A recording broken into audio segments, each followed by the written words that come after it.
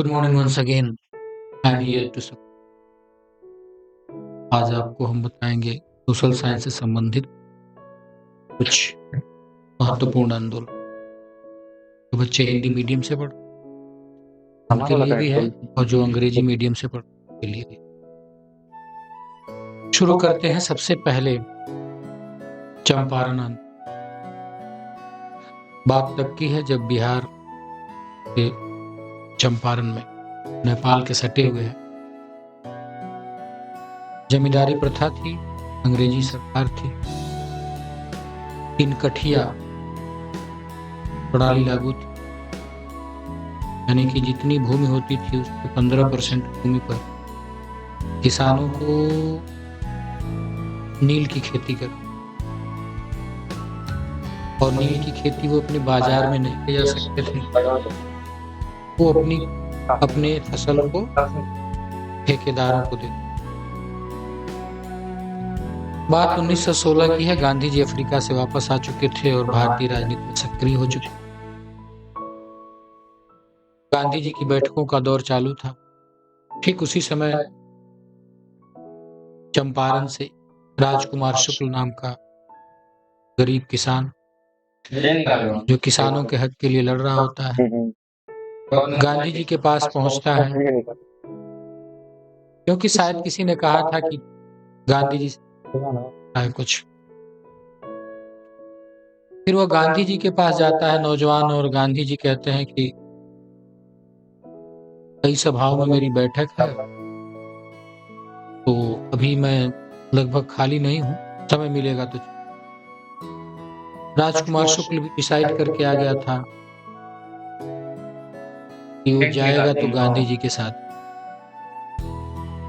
गांधी जी जहां जहां जाता था।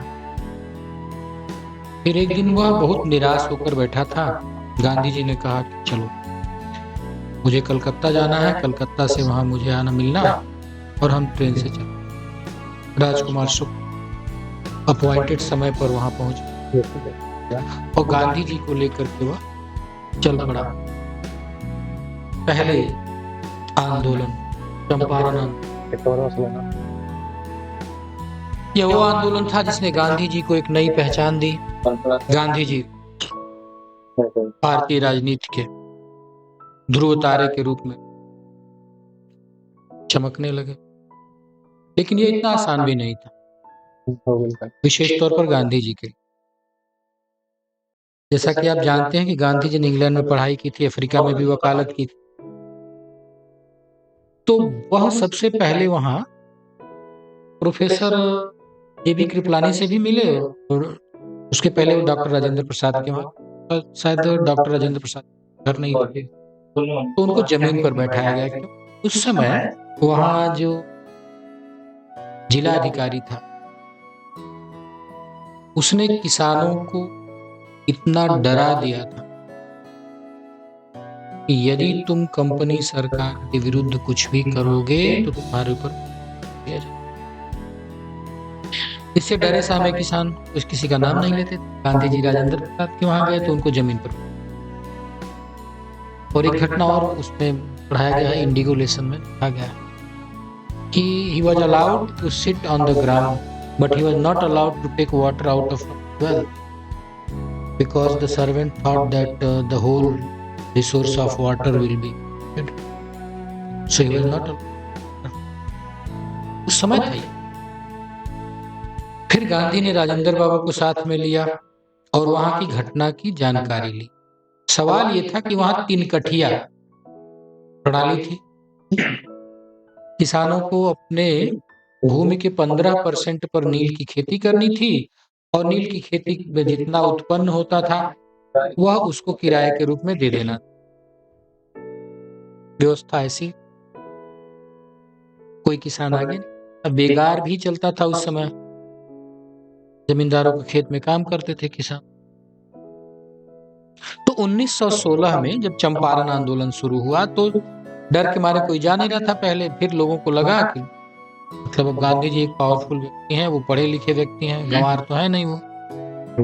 तो वहां गांधी जी ने आंदोलन शुरू किया। आंदोलन शुरू करने के बाद गांधी जी पर मुकदमा लिख दिया गया, जबकि अच्छी तरह जानते थे कि गांधी जी स्वयं एक वकील जो इंग्लैंड और अफ्रीका से भी लौटे थे, and he knew lot of laws. तो हुआ ये कि अब वहां के तिरहु डिवीजन के जो कमिश्नर वगैरह थे, उन्होंने गांधी जी को वापस जाने के लिए, गांधी जी वापस नहीं गए। सुनवाई हुई, गांधी जी जानते थे कि गलत हुआ है, तो अब ब्रिटिश हुकूमत को गांधी जी के आगे झुकना पड़ा और उन्होंने डिसाइड किया कि एक जांच समिति बने। उस जांच समिति में कुछ सरकार के लोग शामिल हुए, जमींदारों ने भी उसमें अपने रिप्रेजेंटेटिव को, और किसानों की तरफ से अकेले गांधी जी एक सोल रिप्रेजेंटेटिव। जांच में पाया गया कि अब जो है जमींदारों ने गलत किया है, क्योंकि उस समय जर्मनी ने अपना सिंथेटिक जो कृत्रिम आर्टिफिशियल नील होता है उसको बना लिया था। तो अब इन किसानों को खरीदारी का वो मूल्य भी नहीं मिलता। और जब ये बात किसी तरह से जमींदारों को पता लग गई थी, तो उन्होंने क्या कि कॉम्पनसेशन के लिए डिमांड कर दिया, कहा कि तुम अपना नील अपने पास रखो, रेंट के रूप में हमको नहीं चाहिए, हमको पैसा चाहिए। तो किसान बेचारे जाते कहाँ, सारे वकील तो धनी लोगों के लिए थे, किसान लोग मुकदमा लड़ते कि अपना पेट भरते, बेगारी की समस्या अलग थी। तो जब गांधी जी ने ये देखा कि सोल रिप्रेजेंटेटिव हुए गांधी जी किसानों के, और मजबूती से लड़े,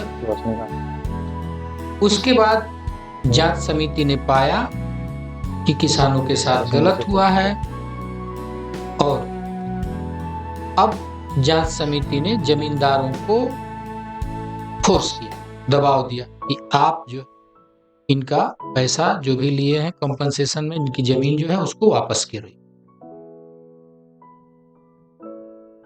अब यहां से गांधी जी की जो शुरुआत हुई, इस आंदोलन ने गांधी जी को एक स्टार बना, भारतीय राजनीति का स्टार बना दिया, लोगों को इनमें भगवान दिखने। गांधी जी बुद्धिमान थे, वकील थे, पढ़े लिखे थे, वर्तमान स्थिति को समझते थे, इसलिए वो जो भी काम करते थे वो अहिंसा के साथ ही करते थे। शायद उनका मानना था कि an eye for eye makes whole world blind, अगर आंख के बदले आंख लिया जाए तो पूरा संसार क्या हो जाएगा, अंधा हो जाएगा। तो प्यारे बच्चों, कहा जा सकता है कि चंपारण आंदोलन जो 1916 में हुआ, नील की खेती के विरुद्ध हुआ, उस पर गांधी जी ने चंपारण आंदोलन का केवल नेतृत्व ही नहीं किया, बल्कि उस पर सफलता भी पाई। आशा है चंपारण आंदोलन आपको समझ में आ गया होगा। धन्यवाद।